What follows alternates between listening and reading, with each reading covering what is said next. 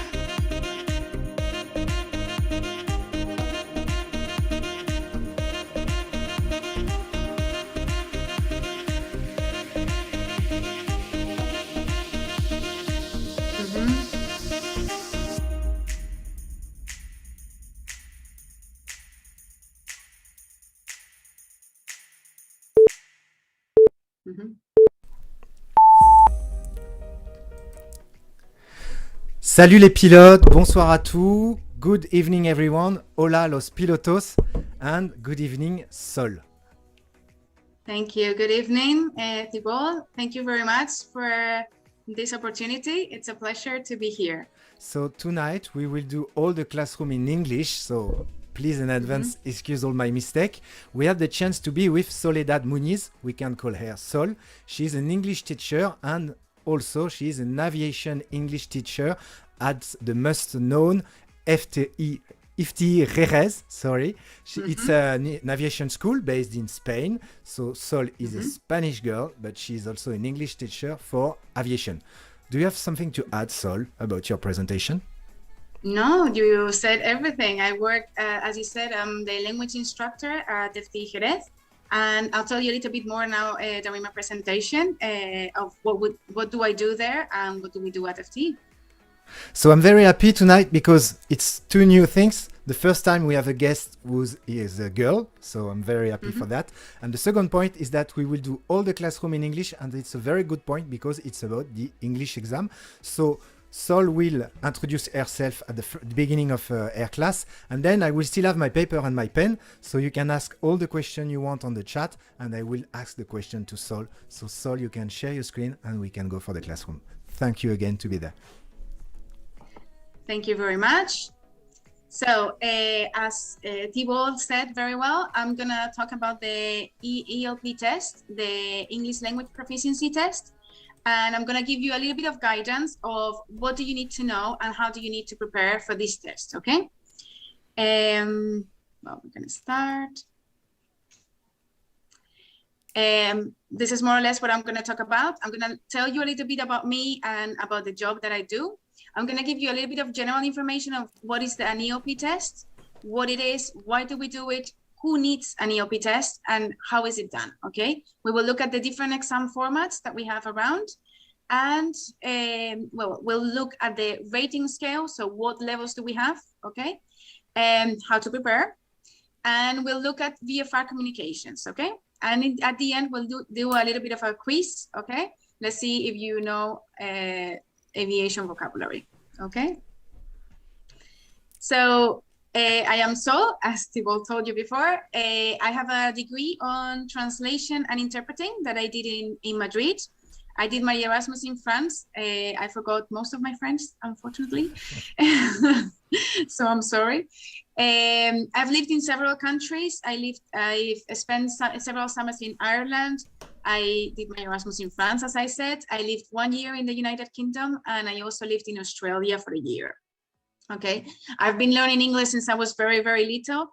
So I think that established the foundations of my English, and then I improved and got my level basically in United Kingdom and in Australia.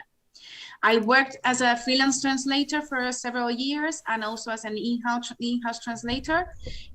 But well, I suppose like a lot of people, love took me to Jerez, and I found a job in FT Jerez. Okay, I started in July 2017, so I've been more than 4 years now in the position, and I'm in charge of the language department. Okay, very nice. What do we do, and what do I do at FT Jerez? Well, FT provides, as you probably know, ATPL integrated courses. We also do modular courses, and we do PPL courses. This is a bit recent, but we also started doing PPL courses. We also have air traffic controllers. We do courses for tower, approach, and en route, and they also do refreshing courses, okay? We do drone pilot courses, flight attendant, and obviously English, aviation English.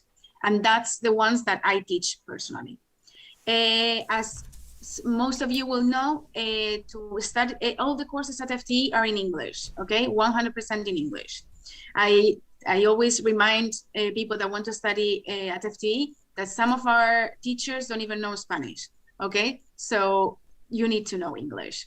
And to start at FTE, you need to do a level test in English to check if your English is good enough to study with us.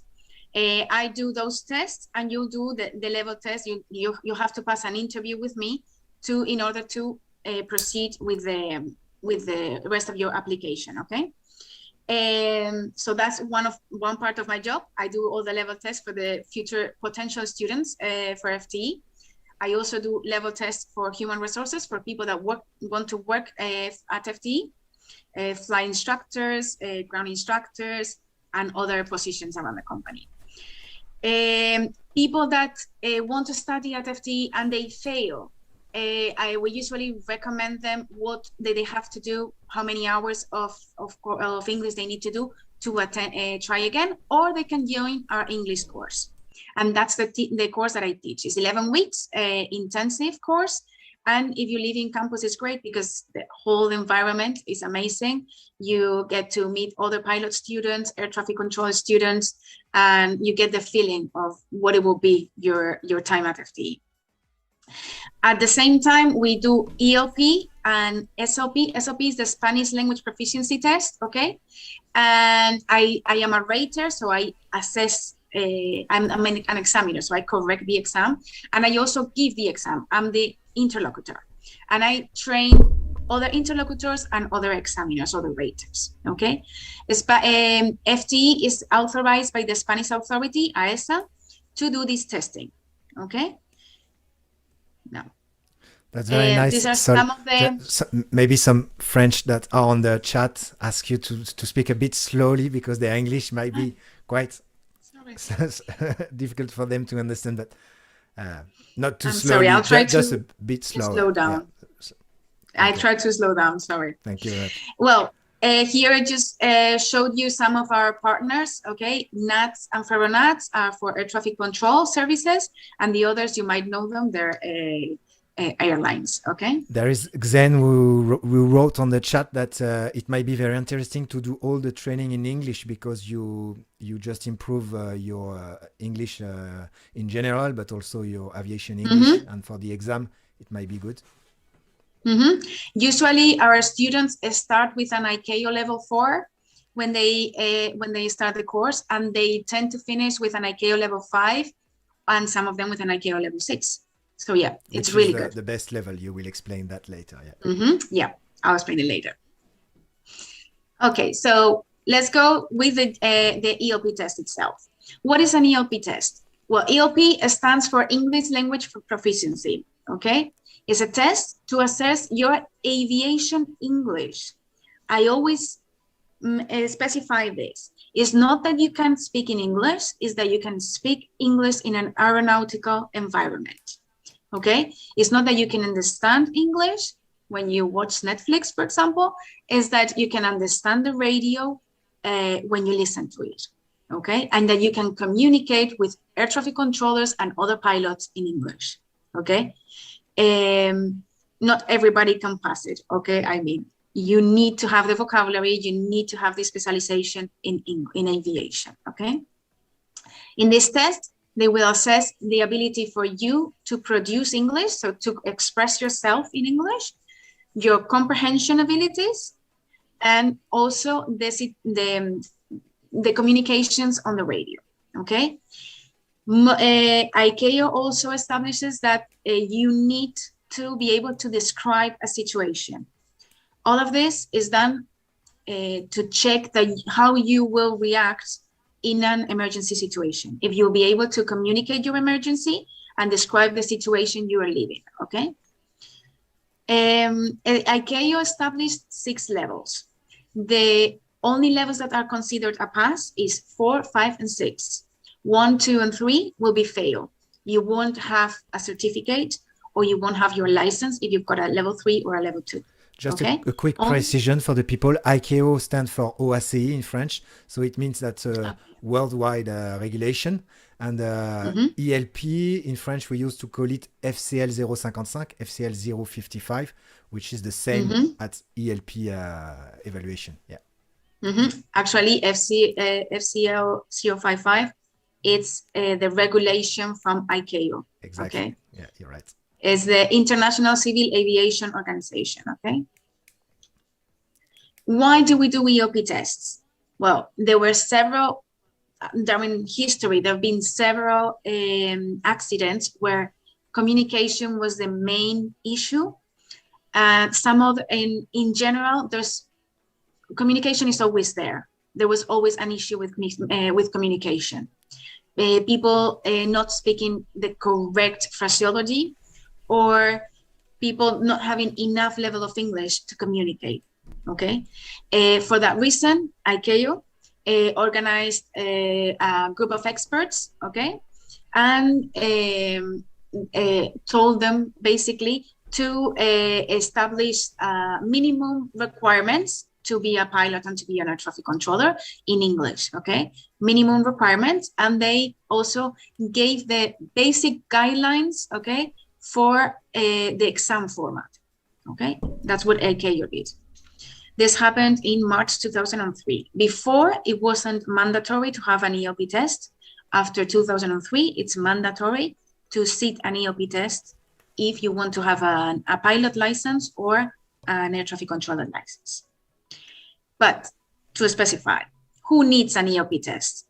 Pilots, PPO pilots, private pilots, if you're gonna fly in a country that doesn't have an ICAO language.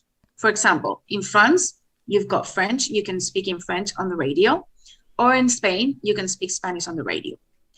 If you stay in France, there's no problem.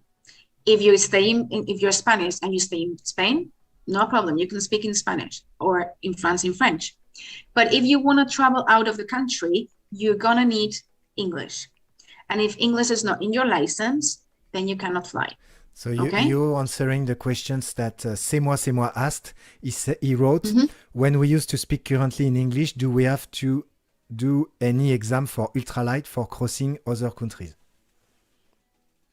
I'm not sure on ultralight, I'm sorry. But I suppose you should. Yeah. Okay. Because, for example, I talk about the case in Spain, which is the one I have closer. If we fly to Portugal, Portuguese is not an ICAO language. If you enter Portuguese airspace, you're gonna have to speak in English with the air traffic controller. And if you don't have English in your license, your flight plan won't be approved. So you won't be able to fly into Portugal. Could you remind which are the ICAO languages? It's English, French, Spanish. I think it's Russian. I'm not 100% sure. I'm not sure, yeah. And Chinese probably, yeah. I'm not sure about the other two. But French and Spanish are one of them. So we are very lucky. Yes, yeah. Now, also, obviously, and this is mandatory, is the CPL, so commercial pilots, and ATPL, that is the airline pilot license, okay? All of this, they need an EOP test. Then, let me explain a little bit here. There's each authority for example, the Spanish one or the French one, they also establish their own requirements. There are some countries like UK CAA or the Spanish one. I'm not sure with the French one, but in Spain, for example, if you're a native speaker, you don't need to sit an EOP test. Okay, there are some exceptions. Okay, if you're a native speaker. That's the same for French. We have on our license the French language level 6. Mm-hmm. Mm-hmm. Same in Spain, but in Spain you have to comply with another requirement. But yes, you can have it without sitting an SLP test. Okay, the Spanish language proficiency. Okay. Now, air traffic controllers also need an ICAO test. Tower, approach, and route, all of them. Okay, any position will need it. Other airport staff, that depends on the country, I think. In Spain, recently, we all, the office personnel, they need to have an ICAO test, and also the ramp supervisor needs to have an ICAO, an EOP test, okay? But this is recent. I'm not sure in France how it works, but it's probably the same, okay? Now, how is the EOP test? What is the format, okay? Generally, ICAO delegates into the country's authorities the competence of doing the exams, okay? So each authority establishes their own requirements. In Europe, we have EASA on top of us, okay? So EASA establishes the main requirements. Then each authority requires different things. The same requirements as EASA, plus they all usually add a little bit something else, no? Then each authority, what they do is that if a center like a language school, for example, or a pilot school like FTE wants to deliver or administer EOP tests, the center creates an EOP test format, and they go to the authority and say, can we start doing these tests? And the authority approves them. That's how it works usually. It works like that in France, and it works like that in Spain. In France, you also have their own centers from DGAC, okay? I'm sorry, I'm saying it in English. Yeah, that's like we said, DGAC, yeah. DGAC, okay? So you have their own centers, okay? So they do their own exam, and also there are other centers where you can take the exam, and the exam will probably be different to the one that comes on the website. We'll look at it now, okay? First, I would like to show you what we do at FTE personally, okay? At FTE, all the exam is oral, okay? Everything's speaking. You don't have to write down anything. And you don't have to interact with a computer. All the time you interact with an examiner, okay? The examiner will give you the instructions, will tell you what to do in each part, and you will answer their questions, and you will follow the instructions. We do 7 parts. We do conversation. We do also description of a picture and description of a video, okay? Here we try to check that you're able to describe a situation, okay? We take also your aviation vocabulary. We do readbacks, okay, to check that you understand the radio. So you listen to an ATC instruction and you have to read back the mandatory information. We do a miscommunication exercise to see if you are able to listen to detail. And you also listen to an aviation-related incident. It's like a short report, and then you tell us, in your own words, what happened, okay? All the exam is recorded, and the audios are sent to a rater, and the rater assesses your audios, your level, and sends a report. Okay, I think that's a thing that we do differently from other centers, that we issue a report and we give you a report with the comments on of the rater. So it's going to give you examples and tell you what you can improve, okay, or what did you do wrong during the exam. Now, the French authority, you've got here the website to access and look at the exam format, okay, and what you need to know about the EOP in France, okay. As I was saying, in France you can do the test either with in a center from the authority or in a language center, okay, that is approved also by the authority, okay.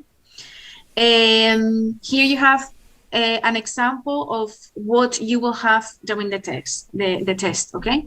In the case of VFR flights, you will have 2 events. The fictitious script, a situation, and it will take 30 minutes. And then you will have to listen to a recording also, and it's like around 15 minutes. Here you have more information. There are some examples available for free in the website that you can have a look at, okay, before you go to the test. Just for you to know that this link is on the description of the video. So you just go there and you can click and go direct to the DGSC website on the good page. Mm-hmm. Now, rating scale, what are the levels? Now, how is your level going to be assessed? The rater is going to look at your pronunciation, your structure, your vocabulary, fluency, comprehension, and interaction.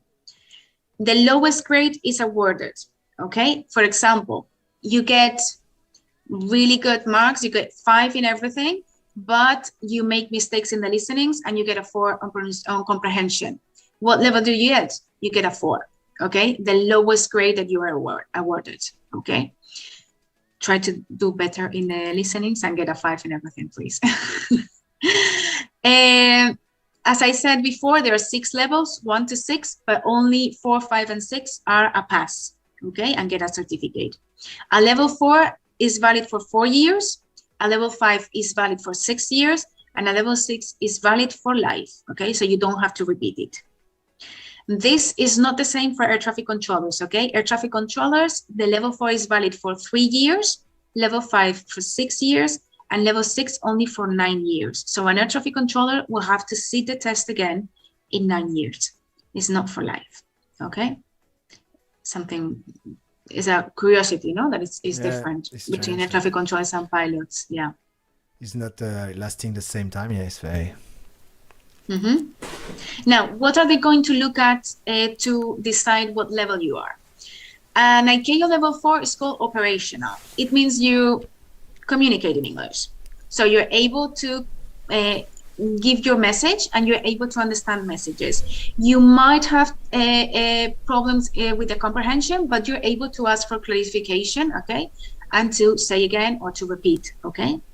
So you can communicate. You don't have a grade level, but you're able to communicate. An ICAO level 5 is called extended, okay?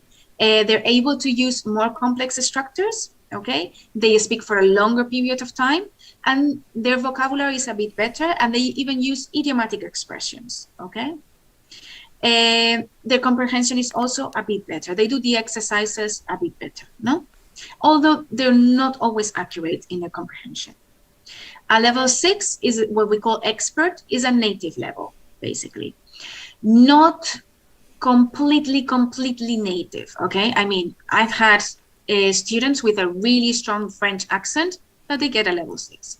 Why? Because their accent, yeah, it's French, but it's perfectly understandable, and there's no misunderstanding. Yeah, you perfectly understand them despite their accent, okay? In this case, they use a wide variety of structures, a wide variety of vocabulary, and their comprehension is almost always accurate, okay? You can make a small mistake. It's normal. We're humans. We all make mistakes, okay? We accept that, and you can still be a native speaker, okay? Now, how do I prepare for the EOP test? This is the question that I received thousands of times, not every day, but almost every month, okay? Let's say. Now, at the EOP test, they're gonna look at your aviation vocabulary. So personally, I would have prepared aircraft parts, okay? Elevators, flaps, ailerons, nose, landing gear, things like that. Forces applying to the plane, so the lift, drag, thrust, and weight. movements of the plane, pitch, roll, yaw, okay? Aircraft maneuvers. Here I include, for example, a go around or missed approach, hold short of the runway, things like that, okay? Parts of the airport. It's important that you know the runway, the apron, the taxiways, the terminal, the hangar, okay? You cannot go to an aviation exam without knowing the parts of the airport, okay? Parts of the runway, the threshold, what is a display threshold, the touchdown zone, the distance markings, okay? And the circuit, okay? For example, crosswind, the base leg, downwind, upwind, final, okay? It's important that you know all this vocabulary. Also the personnel that works at the airport, flight dispatcher, flight attendants, pilot, captain. Be careful with the false friends, especially my Spanish students around, if there are any there. We don't have commandants in the cockpit. We have captains, okay? I get that a lot. Or commanders also, I think is similar in French. I'm not sure. So yeah, we have captains in English, not commanders. I'm sorry. Also abbreviations, okay? You need to know what ICAO means. You need to know what EOP means, VFR, IFR, IMC, PIREP, I don't know, NOTAM, all these things. You need to know all these abbreviations that might show up in one of the listenings, for example. NOTAM is the easiest word because it's the same in French and in English, so. Great. That's good. Now, grammar. What grammar do we need to know? Well, depending on your level, you'll need to review or to study, okay? Past tenses, present tenses, okay? That will be for an ICAO level 4. You need to control present and past tenses. If you want to achieve a level 5 or even a level 6, you're gonna need to use conditionals, you're gonna need to use modals and past modals in your test, okay? Please review prepositions. We make a lot of mistakes on prepositions, especially when we're not native speakers, okay? I think preposition is the most complicated part to learn of a language because our mind is structured in our mother tongue and it has the logic of our mother tongue. And when we change into English, the logic of English is different to the logic of French or the logic in Spanish, okay? So probably we have to learn it by heart, but it's very important. And if you need it, attend a course, okay? If you think that your level is not good enough, attend a course, of course. For your fluency, I always tell my students, use linking words, a lot of them, as many as possible, okay? Linking words are gonna give you a higher level, okay? Comprehension, for the listening could you activities, give us some example of linking words? Yeah, connectors. I mean, for instance, however, I don't know, on the other hand, things like that. In contrast. Thanks. Comprehension. To prepare for the listenings, review standard phraseology. That's the first thing that you have to do. We'll look at it later. And try to listen to radio telephony communications, pilot and air traffic control communications. That's going to help you a lot and be ready for what you're going to listen at the exam. I always recommend also to watch on YouTube, Air Crash Investigation, Mayday. You're going to listen to a lot of accents and they're going to be talking about aviation topics. So you're going to get vocabulary and you're going to get also structures, but you're going to be practicing your listening in an aeronautical environment, okay? And in general, this is a tip that I give my students when they want to, especially when they want to get a level 5, okay? Practice on your own. Take a picture, for example, with a plane and describe the picture, or prepare the typical questions that they will ask you, like, why did you decide to become a pilot? Record yourself when you're doing it. Then play the recording, listen to what you said, correct your own mistakes, because most times we listen to us and we're like, oh, come on, did I use on and it's in, or did I use present perfect and it should be past simple, okay? So you hear yourself and you can correct yourself. And at the same time, try to think, how can I say this in a different way that it sounds more smart, more professional, or a higher level, okay? try to include linking words between one sentence and another, okay? Connectors. This helps a lot, recording yourself and listening to yourself, okay? Now, let's go with Vfr Communications. I'm gonna give you what I tried here when Thibault told me, asked me to give this class, is I'm gonna try to give you the main things you will need if you're gonna get on an airplane for the first time, okay? Imagine it's your first PPL class or your first ATPL flying lesson, and you get on the plane and you have no idea what you have to say. You have no idea how to communicate with the air traffic controller. Well, these are the basic things that you need to know, okay? First of all is how we transmit letters. In radio telephony, we use the NATO alphabet, okay? Here, we don't say A, B, C. We say Alpha, Bravo, Charlie, Delta, Echo, Foxtrot, Golf, Hotel, India, Juliet, Kilo, Lima, Mike, November, Oscar, Papa, Quebec, Romeo, Sierra, Tango, Uniform, Victor, Whiskey, X-Ray, Yankee, and Zulu, okay? Those are the letters. I read them all so you could see more or less the pronunciation, okay? And I hope it wasn't too fast. It's nice, very good. Okay, and then we have the transmission of numbers. Okay, this is also very important. We transmit the numbers in the same way in general, except, as you will see here, for in real life, I think most pilots and most air traffic controllers say for, but the correct phraseology should be four. Okay, that should be the correct pronunciation. I think in real life, most people say for, but instead of saying for, to avoid a miscommunication between the preposition for and the number four, we say four for the number, so we don't make mistakes, okay?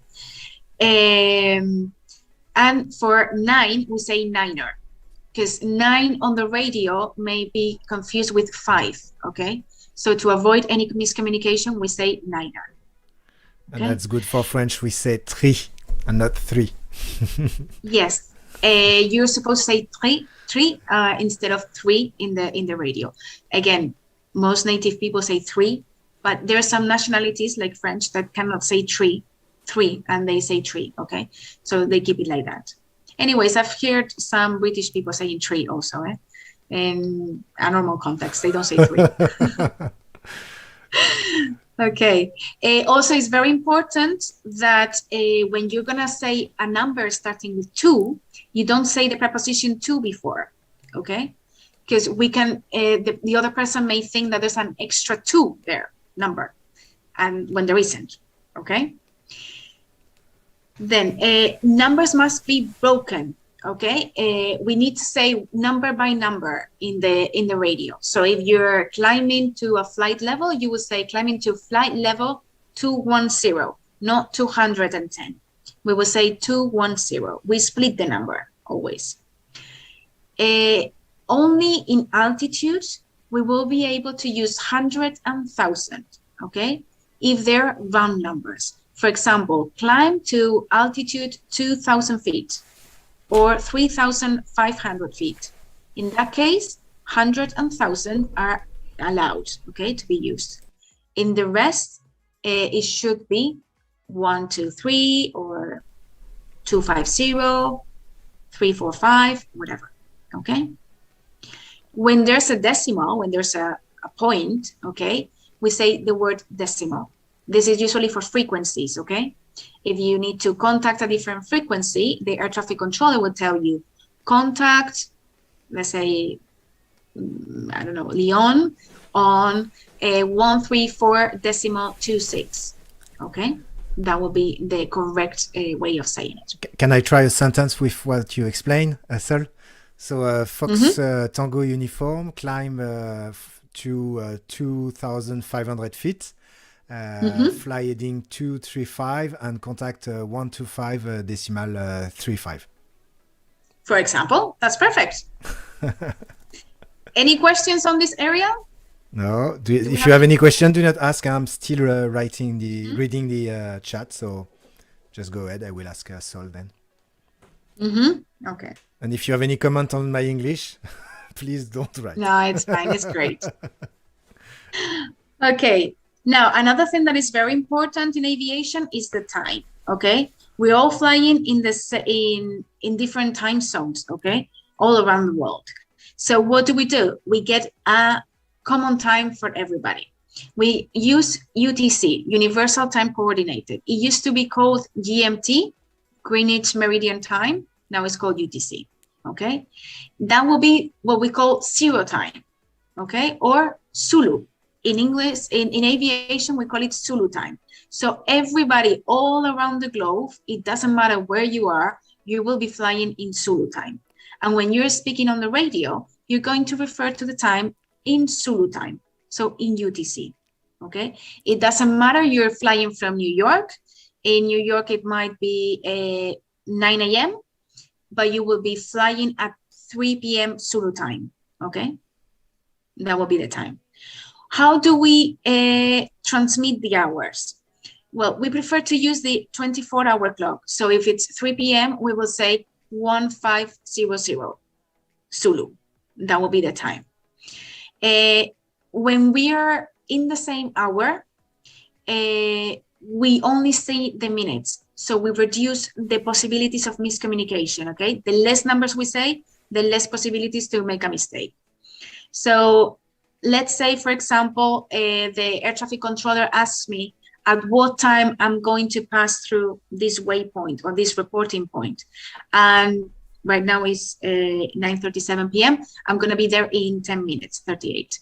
And I'm going to be there in 10 minutes. So I will say, I'm expected to be there at 4:08. Okay. I'll be on, for example, here we have an example here is on Selra VOR at 1507. I will say on Selra VOR at 4:08. And the air traffic controller knows that I'll be there at 9:48. Okay, because we're all flying in the same hour. Actually, not 9, because Zulu time is 2 hours less than what we have now. So what? Okay. If we want to say this Zulu time now, I cannot see it. Sorry. Yeah, it will be 19:338 Zulu. And because we are still on the same hour, we should say let's meet at 4:08. We all know that it means 19. I mean 7 p.m., but it's 19. That's it. Okay. If there is any possibility of confusion, for example, imagine that we are about to change the hour. Okay, instead of just saying the minutes, we say the 4 numbers, so there's no confusion. Okay. Right. Now, it's also very important to check the readability. We don't do this all the time, and it's because it's not mandatory to do it. But if the communication is not very good, it's garbled, there's a lot of interference, and you cannot hear the air traffic controller, or the air traffic controller cannot hear you properly, he might ask you to check the readability of the transmission. There are 5 levels for the readability. You've got them here. 1 means unreadable. 2, readable now and then, like I can hear you sometimes. 3 is I can hear you, but with difficulty. 4, I hear you. And 5, I hear you perfectly fine. Okay? Here we have an example on how we should do the communication. For example, Dublin ground, that'll be the air traffic, the pilot calling Dublin, the tower in Dublin, saying Dublin ground, Speedbird 185, radio check 121.85. That's the frequency. And the controller will reply saying Speedbird 185, Dublin ground, readability 4. Okay. We'll go step by step on everything, okay? Super. Now, what we heard there, Speedbird 185, is a call sign. What is the call sign? The call sign is the name of the airplane in the radio, okay? That's your identification.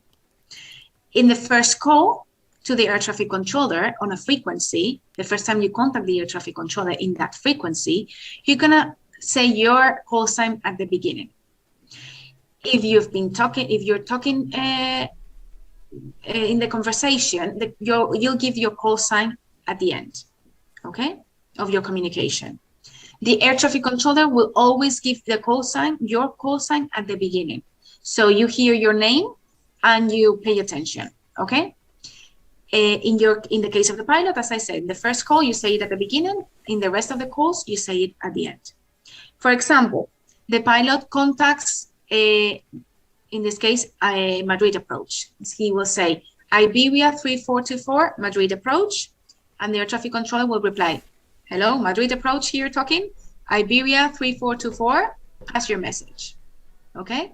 The air traffic controller is telling you, hey, I'm here, I can hear you perfectly fine, tell me what do you need, okay? Another communication later on will be the air traffic controller telling you, Vueling 5868, descend flight level 250. And you will have to reply, descending flight level 250, Vueling 5868. Okay, you'll give your call sign at the end. In this case, they've been communicating for a period of time, okay? It's not the first communication. Now here I've got a list of call signs, and I've added here some logos. So you can, it's a little bit of a quiz here. So I want you to try and tell me which call sign belongs to each airline. Let's see if you know them. Who knows what company is behind the call sign Speedbird? So we can leave like a couple of seconds for people to look for what is the company. We've got here someone that say is British Airways, Jack Chalet. Exactly. And Henry, BA, Oliver. That's right. Very good. Now Dragon. This one is not very difficult. Dragon. Cathay, very good. Cathay, Cathay in Japan, okay. Europa, who knows Europa? Air Europa, very good. Well done. Springbok. This one might be a bit more difficult. Yeah. Springbok. Right. Ah, great, Henry. Oh, Henry, sorry. Henry knows all the call sign, Yeah, he knows all of them. South African Airlines, very good. Airways, sorry, South African Airways. Air France. Come on, that one is easy. Yeah. Air France, Air Portugal. I had to include that one. Yeah, they are very. Yeah. Good. Now, Air Portugal is TAP. TAP, Air Portugal, yeah. Very good. Now, Shamrock. I don't know Shamrock, to be honest. Don't know that one, huh? Aer Lingus, very good. Well done, guys. Aer Lingus, yeah. Now, Cedar. That's Cedar. if there are students there from FTE. Is it FTE Middle East? No, it's Middle East Airlines. We have a partnership with Middle East Airlines, so we have a lot of cadets that are going to work in Middle East Airlines, or we have a lot of Middle East airline pilots that studied at FTE already. Okay. Now, Astana Line, also students. Air Astana, I guess. Yeah. Air Astana, very good. Yeah, also we have cadets from Air Astana at FTE. And Signet, this one is very difficult. Is it the one of your school? Might be FTE Jerez, yeah, call sign? FTE Jerez, that's it. That's our call sign at FTE. It's funny because when I do exams with the students, actually it happened to me today or yesterday, when they are doing the readbacks, they say Signet, and it's like, oh, no, it's Iberia or Vueling or whatever, the call sign. But it's, they have it there in their minds, and it comes out very easily. Okay, well done. I see that you're there, active. Now, here I've added a few sentences, okay? They don't match, okay? The phrase with the meaning, okay? The idea is to match them together, but I think we're running a little bit out of time now, no? We're running a bit late. No, yeah, but we can go for a couple of examples, yeah. Couple of them, okay. So these are the main words that you're gonna use in radio telephony, okay? And you should know all this before you get into the plane for the first time, okay? So main sentences will be pass your message, descend, correct, I say again, okay? All of these are the main things that you're gonna say, you're gonna hear. When do we say I say again to Walt? I say again. I say again, no say again. I say again. I Okay. say again that I will repeat the communication. Is it there? I repeat for clarity or emphasis. November. Mm-hmm. Be careful because we'll have say again. We'll see it later. But I say again. We use it to emphasize that something is very important. Imagine there's a conflict, okay, between two airplanes, and the air traffic controller tells you to descend very quickly. So descend immediately to flight level 160.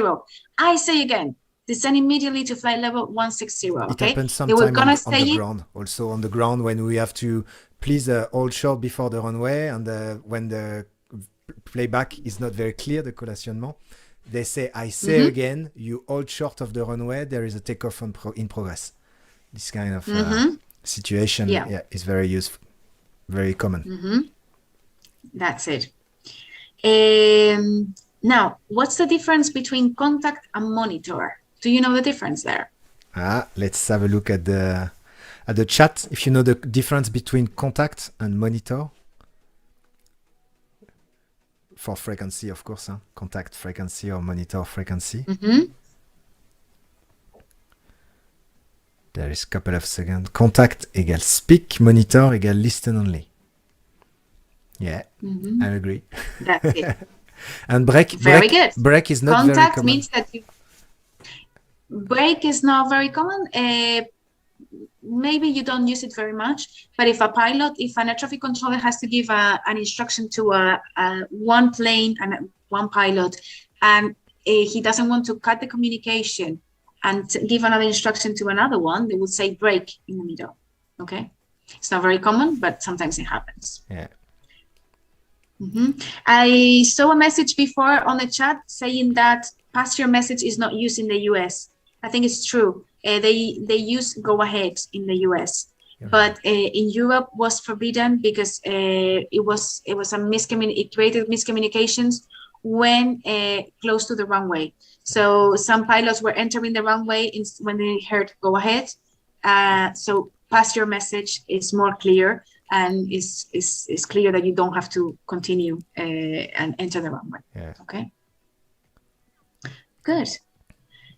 Now, these are other phrases: approve, disregard, report. Okay, negative, correction. I think you use correction sometimes, no? Yeah, we use correction when we, for example, when we acknowledge by mistake wrong heading. Correction heading is 252, or just to make sure that I say again the heading is. Okay, very good. Now, say again without the I. We use it to ask the other person, either the air traffic controller or the pilot. Usually, it's the pilot asking to say again to the air traffic controller. Is to repeat. Okay, that's a basic sentence that you need to learn by heart. Okay, it's the first thing you need to know before you get on a plane. Because if you have any doubts on what the air traffic controller told you, ask always to say again. Okay. Read back is what you should do. Okay, if you write it all together. So air traffic controllers are going to give you instruction, and you're going to have to read back the instruction, which means repeat it. Okay, not exactly as you heard it, but you need to repeat all the instructions. If they tell you to climb or to descend or to change your heading, you will have to read back that. Okay. Cleared is the word that air traffic controllers use to authorize you to do something. Yeah. We also have a will call. Okay, that means I will comply with your instruction. Okay, when you don't need to read back everything, you just say will call. And we missed before Roger also. That is an interesting word that we use Roger to say okay, basically. And we use will call to say, okay, I will comply. That's it. That's the difference between will call and Roger. Very good. Okay. Yeah, here I'm reading here in the chat. Collationnaire. Collationnaire, it's the French word for read back. Yeah, similar in Spanish. In English is read back. That's it. In Spanish, it's colacionar. Colacionar. Yeah, Colacionar. that's it. Will call, they're asking here, is I received your transmission, I received your message, and I will comply with it. Thibault, can you give me an example? When do you use will call?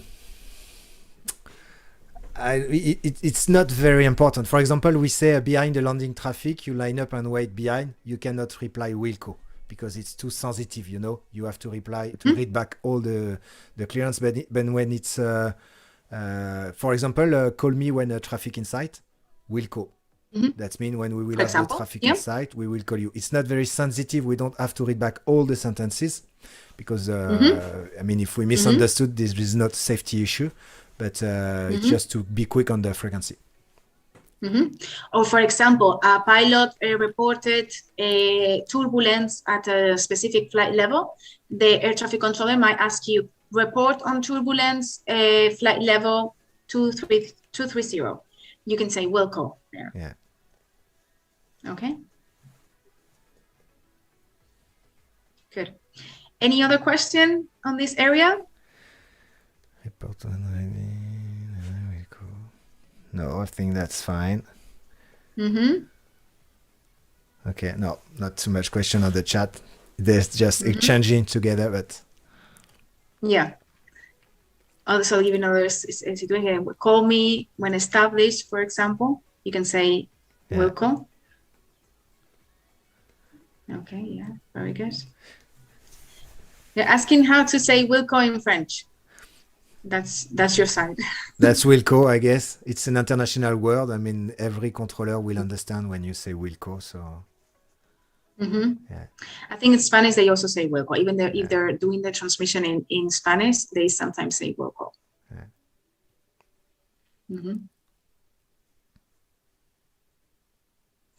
Okay.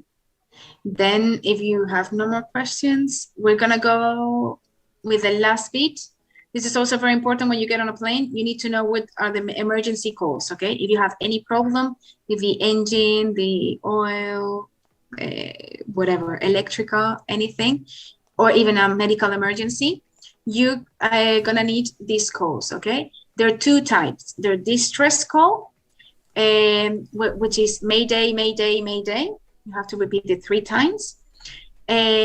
There's the situation implies that someone is in serious or imminent danger, okay? And they require immediate assistance. What can happen here? We can have a very serious medical emergency. We can have fire on board, for example. Those will comply with a Mayday. An urgency call will be a pam, pam, pam, pam, pam, pam. You've got a problem on board, but it's not hyper urgent, okay? It's not urgent, you don't need it. You don't need assistance right away, but you're gonna need priority to land and you're gonna need to land as soon as possible, okay? For example, a medical emergency again, but doesn't require immediate assistance. We need to land because the patient is serious, but we can wait a few minutes, okay? For example, losing one engine will be a pan, no, if I'm not mistaken, because you're allowed to fly with, and you're able to fly with one engine. Obviously, if you were flying in a single engine plane, if you lose the engine, it's a Mayday, okay? But if you have 2 or more engines and you lose one, it's a pan, okay? These calls, they have priority on the radio, okay? The problem that we usually have on the radio is that there are many pilots talking at the same time, and we all want instructions, and we all want to talk to the air traffic controller, okay? When there's an emergency call, and a Mayday or a pan, we need to leave the frequency as available as possible. So only talk on the frequency if you really need it, okay? we need to let the pilot that has a problem express what's the problem and give all the information they need to the air traffic controller. And the air traffic controller needs to communicate with this person, with this pilot, okay? That's the only thing. Okay. Ever had to declare the Mayday, Thibault? No, hopefully not. Thankfully. No. Okay. Okay, fingers crossed. It keeps like that. Okay. Now, I had a small quiz ready. If you want to participate, what do you think? Yes. Yes, we can go. Okay. I prepared a small game. I can't remember the name again in French. There's a TV show that is called, how's it called? Les chiffres des lettres. Les chiffres de lettres. I think it's that game, yeah. In Spanish, it's called pasapalabra, okay? And basically, I'm going to give you the beginning, the letter, and I'll give you a definition, and you'll need to tell me what is the word, okay? It can be radio telephony messages, words that we use in radio telephony. It could be parts of the plane, weather, a lot of things, okay? Okay. Let's go? Let's go. So be ready on the chat because I'm playing also. Huh? Okay. A starts with A. Yes, in radio telephony. Ah, I have an idea. Let's see on the chat if you know.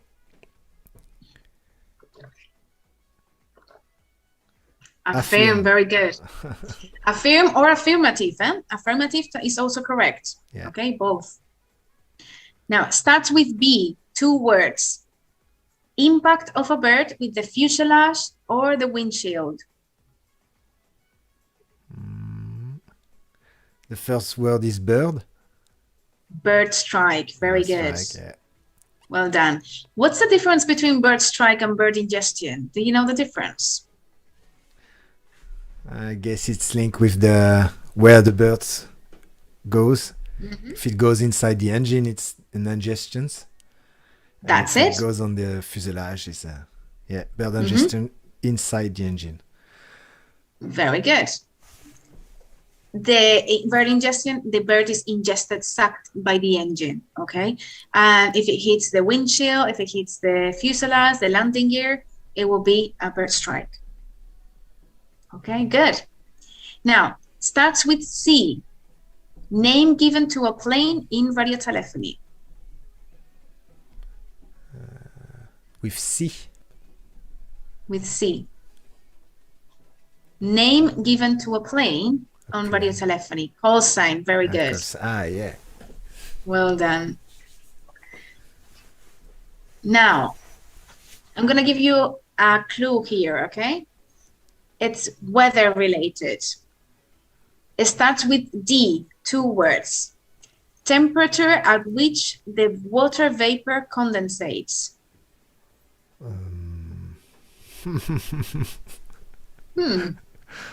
Dew point, great. Well done. My gosh. Good, good. There have a lot of English speakers tonight. Yeah. I can tell. Now, it starts with E. Movable surface located on the horizontal stabilizer and used to control the pitch of the plane. Starts with E. Elevator. Well done.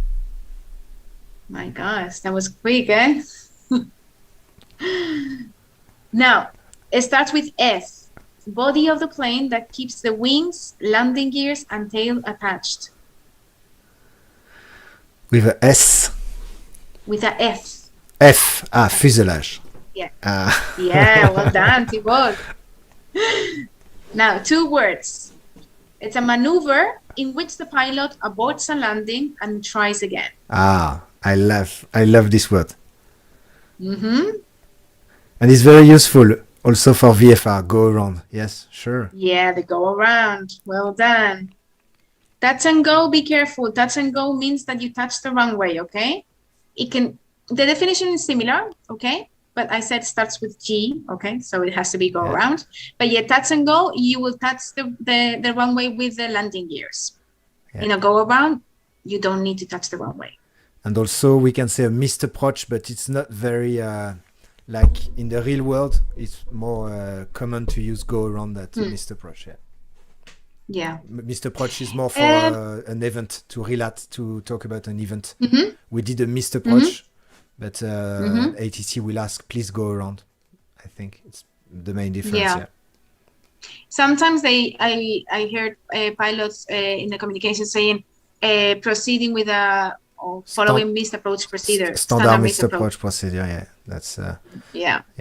That's more about all the trajectory. Go around is the immediate action, that going around. Yeah. It's also shorter. So if you don't have time, you're flying the plane. It's shorter to say going around than following a standard missed approach procedure. No, it's a bit longer. Okay. Starts with H. Direction in which the plane is pointing. With 3 digits. Yeah, that's it. Heading. Yeah. Very good. I always try to specify here between heading is the direction in which the aircraft is pointing and not the direction in which the aircraft is flying. Because of the wind, you might be pointing in one direction but flying in another one. Okay, the wind can take you here and there, especially crosswind. And the other name is the track, the ground track. The track. Ground track and the that's it. Heading. Okay. Maybe it's the next question. Track. No. Next one contains I. Okay. And it's weather related again. Water drops suspended in the air that reduce visibility to more than 1 kilometer.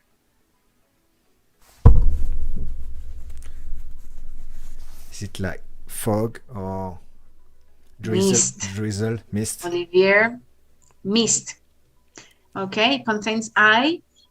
When the mist is a fog that is not so thick. Okay, it's not so dense, so you can see more than 1 kilometer distance.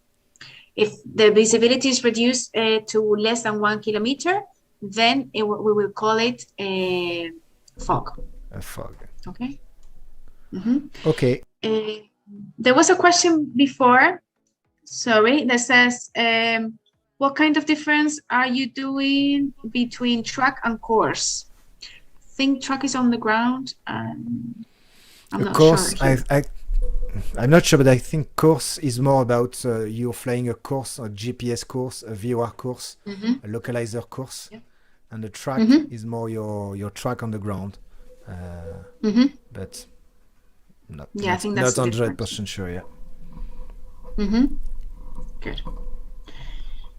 Now starts with J. It's 2 words also. This has to do with airport vocabulary. Tunnel used by passengers to board the plane. And careful because this is a false friend with most languages. Is it? No, it starts with J. Jet bridge. Very good. Mute cavion. I don't know how to pronounce that. Jet bridge. Well jetway. Gate. Yeah.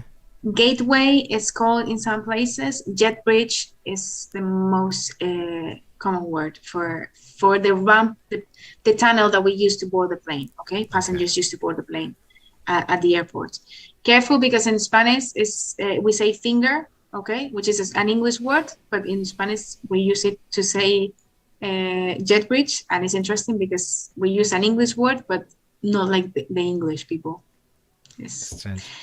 Ramp, in some people say ramp, but be careful because ramp in American English is the apron, is the part of the airport where you park. Okay, so you can mix it. False friends, a false friend, now contains K. Okay, contains 2 words. Repeat the last transmission back to me exactly as received. Contains K. Read back. Yes. Well done. Congrats, Olivier.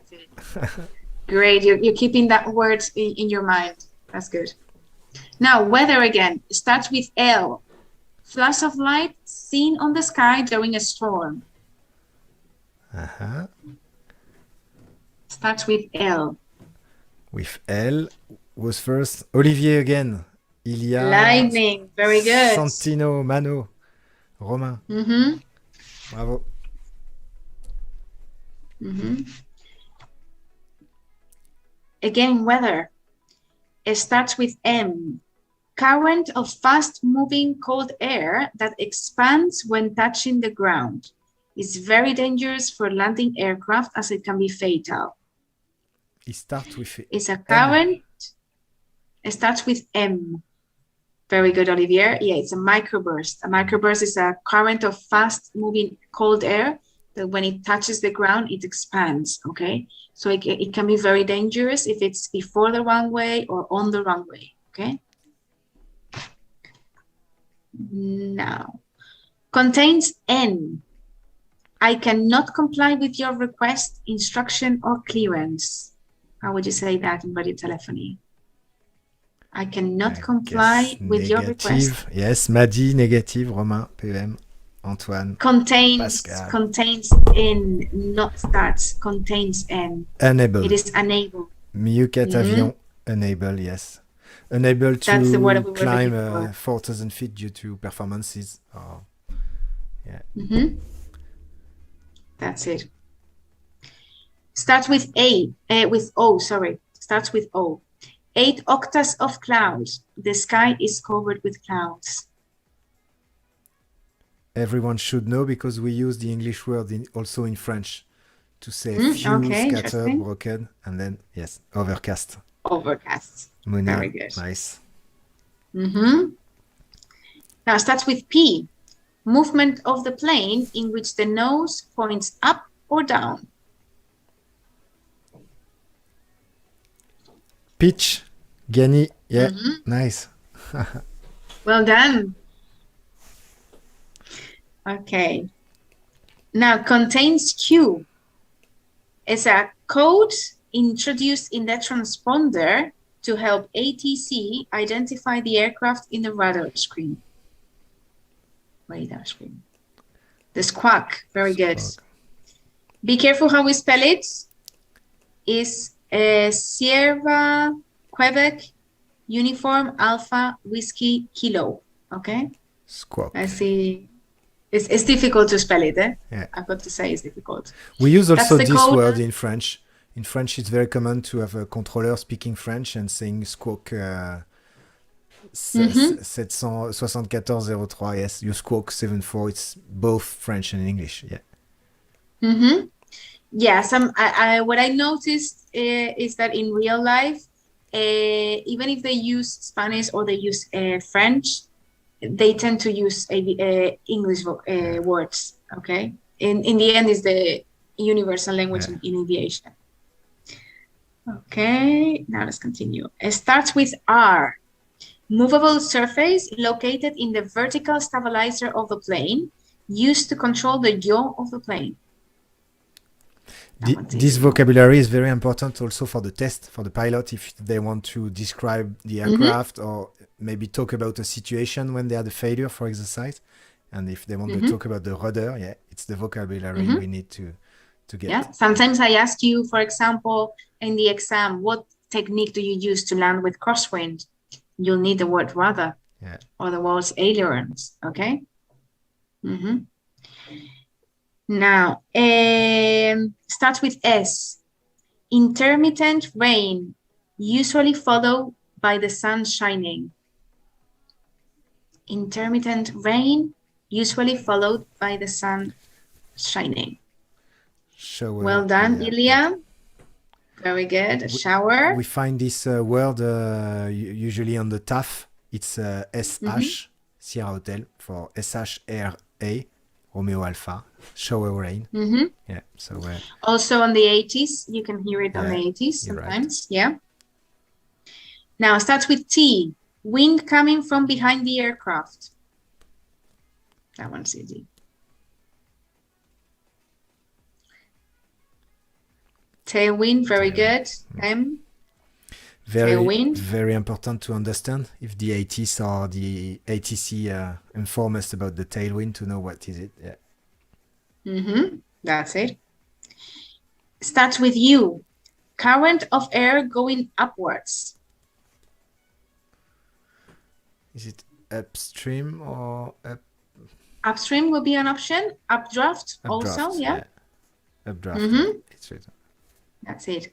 Careful upwind. Upwind is a part of the circuit. We mentioned it before. Yeah. Okay. Same as downwind. Downdraft is the current of air going down. Downwind is a part of the circuit. So it's important that we know the difference and we don't confuse them, because it can lead to miscommunication on the radio. Okay.